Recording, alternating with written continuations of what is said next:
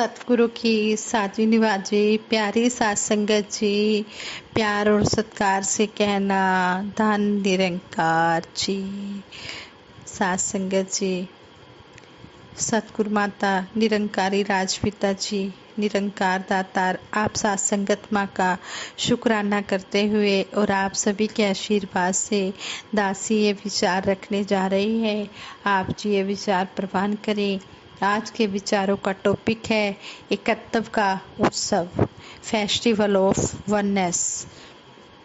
कहते हैं कि संत निरंकारी मिशन के वार्षिक संत समागमों का विशेष महत्व है। परम पूजनीय आदरणीय पूज्य सज्जन सिंह जी, युग पुरुष शहंशाह बाबा अवतार सिंह जी महाराज के योग्य पुत्र थे। वे बहुत प्रज्ञावान और उत्साही थे। सन 1948 में वे छोटी सी आयु में ही ब्रह्मलीन हो गए। उनके जीवन से प्रेरणा लेने के लिए दिल्ली में श्रद्धांजलि सत्संग का आयोजन किया गया, जिसमें सम्मिलित होने के लिए देश भर से अनेकों महापुरुष पहुँचे। बाद में हर साल आयोजित किया जाने लगा और यहीं से वार्षिक संत समागमों के आयोजनों की शुरुआत हुई।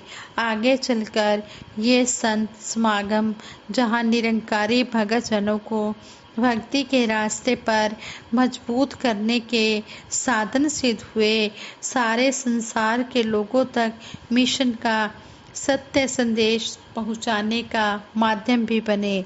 आज संसार में विश्व शांति सम्मेलन आयोजित किए जाते हैं, जहां दुनिया भर के बुद्धिजीवी इस बात को रिपीट करती हैं कि सारे संसार में शांति स्थापित होनी चाहिए।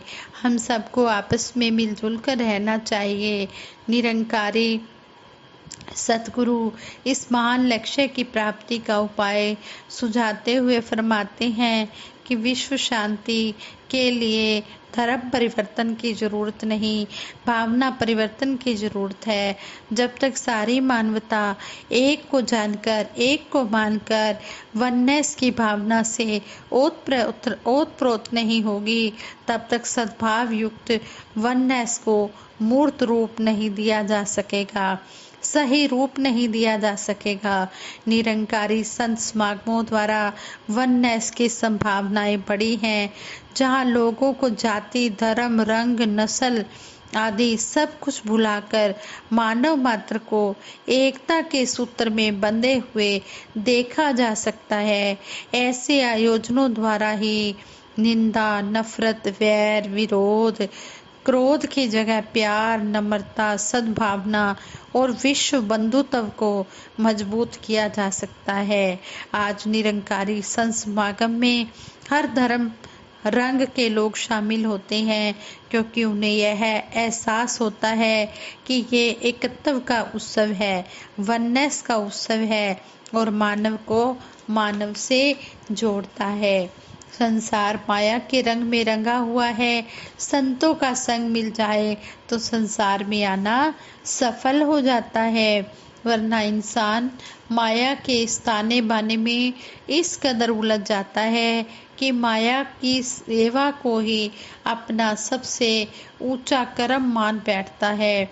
यह संसार एक मुसाफिर खाना है, एक सराय है।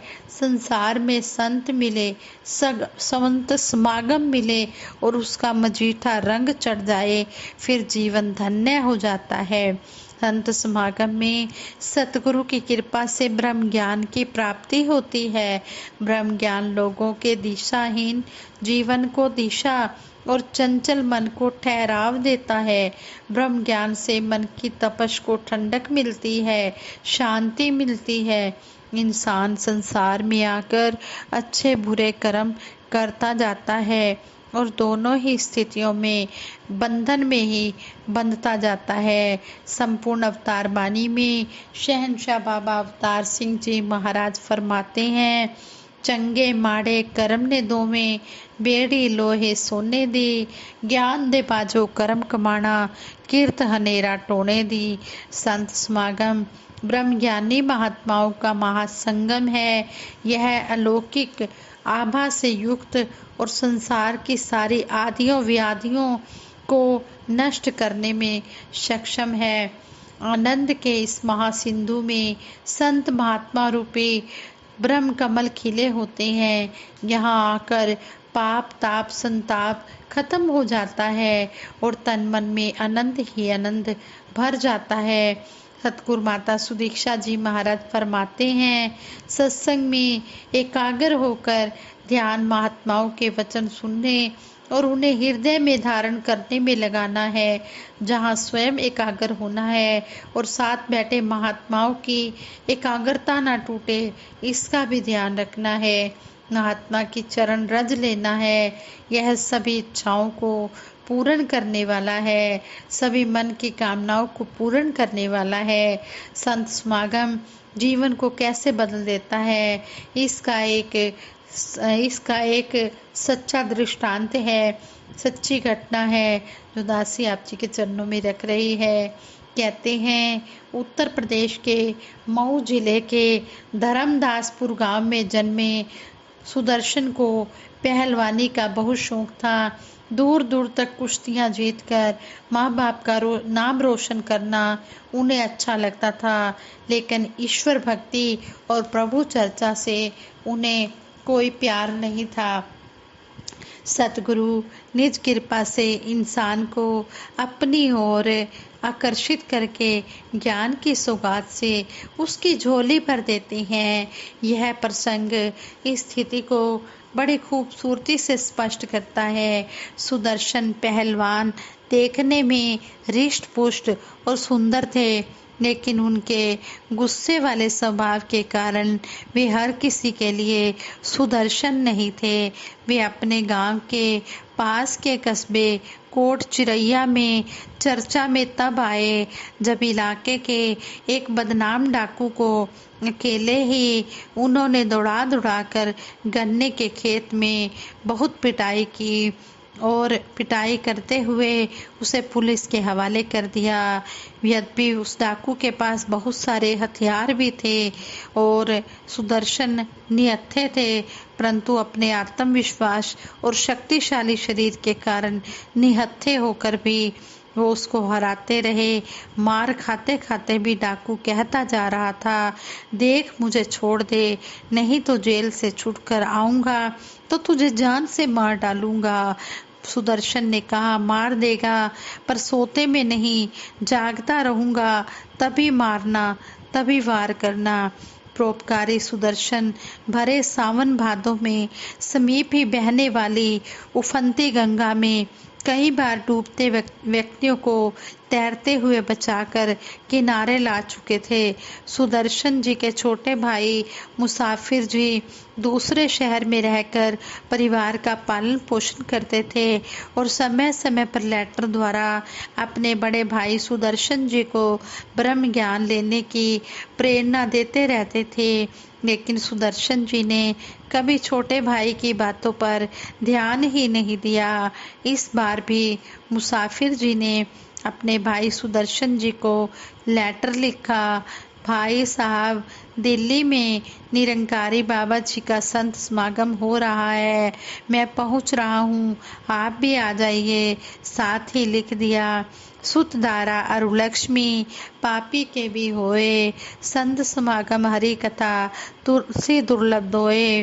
कहने लगे कि बेटा पत्नी धन दौलत ये तो पापियों के घर भी होती है, लेकिन संतों का समागम और ये भगवान की ये कथा, भगवान का सत्संग, ये तो बड़े ही अनोखे भाग्यों से मिलता है, बड़े ही दुर्लभ भाग से मिलता है, ये आसानी से नहीं मिलता।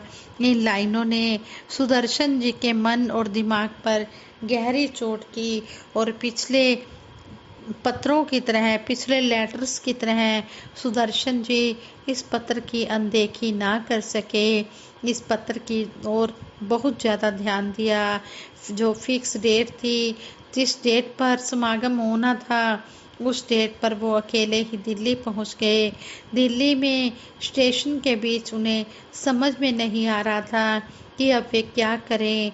संतों ने कहा है कि सतगुरु की ओर एक कदम बढ़ाओ तो यह 1000 कदम आगे बढ़कर हाथ थाम लेता है। सुदर्शन जी को स्टेशन से संत समागम मैदान तक गुरु की कृपा ही ले आई। स्टेशन से संतों की टोली के साथ वे बड़ी आसानी से संत समागम में तो आ गए, लेकिन इस विशाल संत समागम में अपने भाई से कैसे मिलें, इसका उन्हें कोई तरीका नहीं मिल रहा था। फिर ध्यान आया कि बहुत तेज भूख लगी है, चलो लंगर की लाइन में लगकर लंगर खा लिया जाए, इसके बाद देखते हैं कि क्या करना है।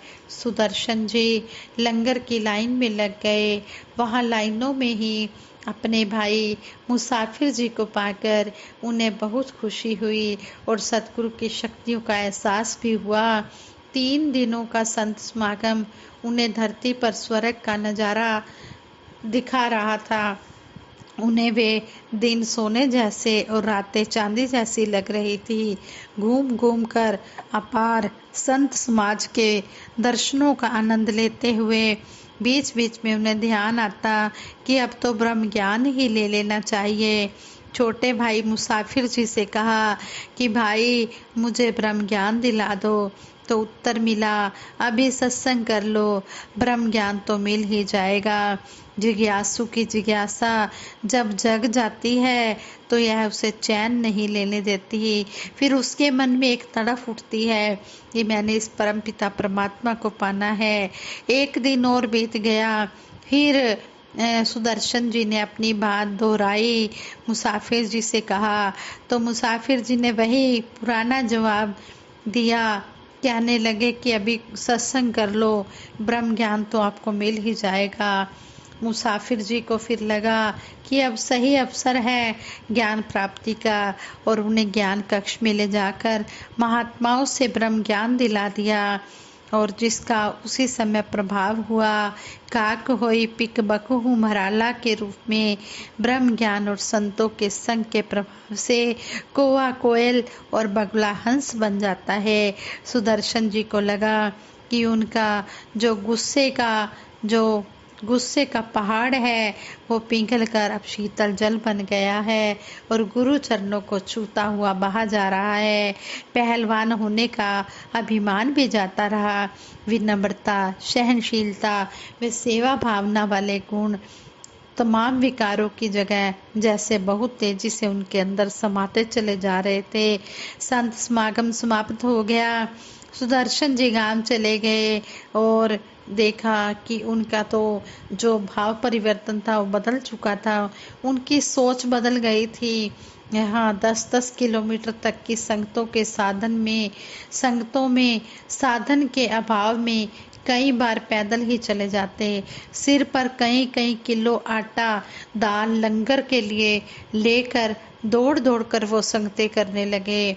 लंगर बनाना, लंगर खिलाना, संतों को पानी पिलाना, उनकी सेवा करना, भजन गाना, सुंदर सुंदर विचारे करना, संतों महापुरुषों के आशीष लेना महात्मा सुदर्शन जी को अच्छा लगने लगा।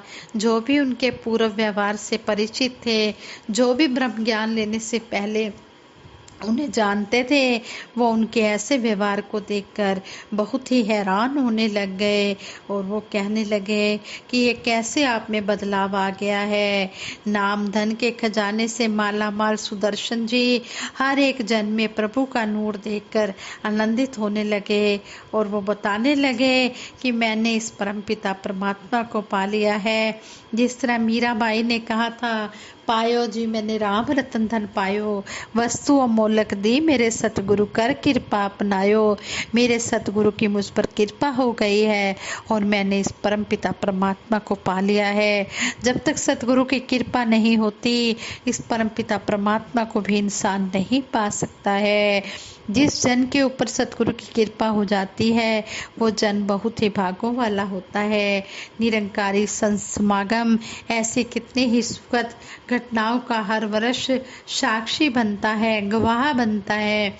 किसी की प्रेरणा पाकर एक बार जो संत समागम में आ गया वह सतगुरु का ही होकर रह जाता है। उसके जीवन में आनंद और खुशी भर जाती है। संपूर्ण अवतार बाणी फरमाती है, जिन्ना अपना गुरु रिझाया मने आए दा पाना है, कहे अवतार उना दे पल्ले असली नाम खजाना है। आज संगत जी जिन्होंने अपने सतगुरु को खुश कर लिया है, इसके भाणे को मान लिया है, जैसा ये कहता है वैसा भगत करता चला जा रहा है, तो कहते हैं कि असली नाम खजाना उन्हीं के पास है। उन्हें ये जो नाम खजाना है ये चोर चुरा नहीं सकता। और कहते वायु इसको उड़ा नहीं सकती, जल इसको भिगो नहीं सकता, शस्त्र इसको काट नहीं सकता, परले के सत्य परले नहीं हो सकता। ये अमर अजर अविनाशी है, अडोल है। ये परमपिता परमात्मा ऐसा हमें मिला है। हम सतगुरु इस निरंकार ठहरे इस दातार प्रभु के साथ जुड़े हुए हैं। और संपूर्ण हरदेव वाणी में भी सतगुरु बाबा हरदेव सिंह जी महाराज फरमाते हैं, ठहरे इस दातार प्रभु का करता जो भी ध्यान है, कहे हरदेव जहाँ में ठहरा हुआ वही इंसान है। जो इस निरंकार के साथ अपना लगाव लगा लेता है, अपना दिल लगा लेता है, इसको मन में बसा लेता है, फिर उसके मन में ठहराव आ जाता है और उसे हर एक के अंदर इस परमपिता परमात्मा की ज्योति नजर आती है और वो हर एक का आदर सत्कार करता है, हर एक को नमस्कार करता चला जाता है। चाहे वो ब्रह्मज्ञानी हो या ना हो, उसे हर एक में ईश्वर का वास नजर आता है।